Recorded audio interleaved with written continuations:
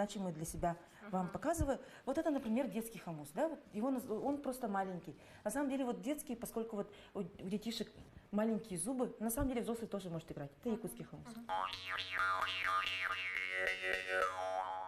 Вот так он звучит. Очень такой удобненький, да? Да, удобно с собой носить. Ага. А также вот есть хомус, подаренный вот мастером Николай Ильич Гоголев.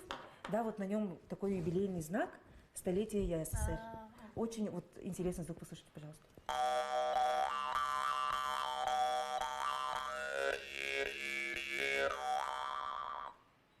Да, и у каждого мастера свой почерк. И здесь вот я хочу показать вот свою гордость своей коллекции. Это Арыкта хомус с серебряными подвесками, который был воссоздан по воспоминаниям нашего первого великого хомусиста Якутии, да, действительно великого, который первым показал этот инструмент широкой аудитории в 1948 году.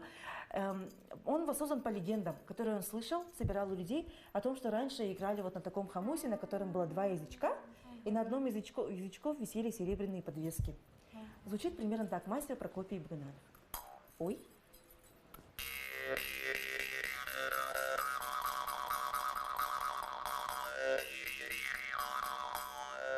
Считается, что сам звук хомуса очищает пространство, он сам является оберегом, а вот эти вот серебряные... Дополнительный звук еще какой-то, да, дополняет, оказывается. Он дополняет и отпугивает злых духов. Ух ты, интересно. Да.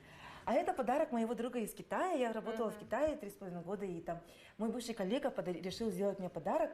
Это коусен. Коусен – это китайский хомус одного из народов вот, из провинции Юньнань. И в прошлом году конкурс был «Хомусист виртуоз мира», и китаянка Ма Го получила высокий титул «Хомусиста виртуоза мира», она играла на таком хомусе. Так. Но я только учусь, конечно, поэтому...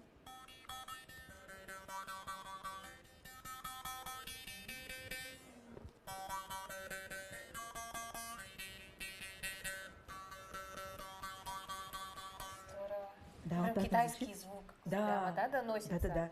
Именно вот интересно. Нужно играть вот на 3 перышках одновременно, чтобы получались переливы красивые.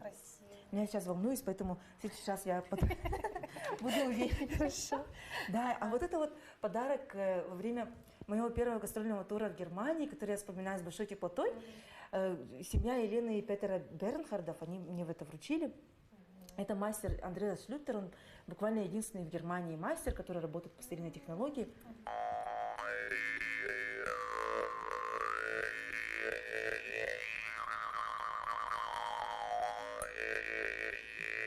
Ну, так мы знаем, что в Германии, в Европе очень любят этот инструмент.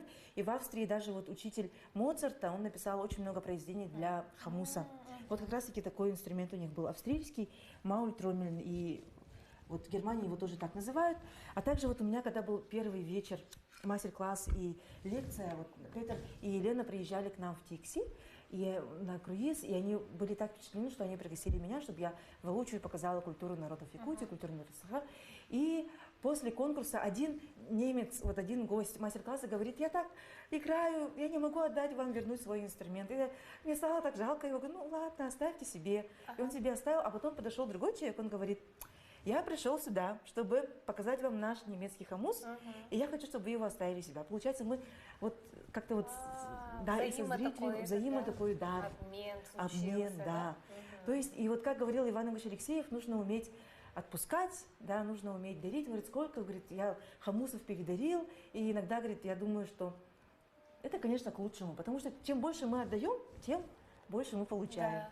И это вот мой первый инструмент иностранный, который мне подарили сами, скажем так, иностранцы, да, как удар. И он очень интересно звучит.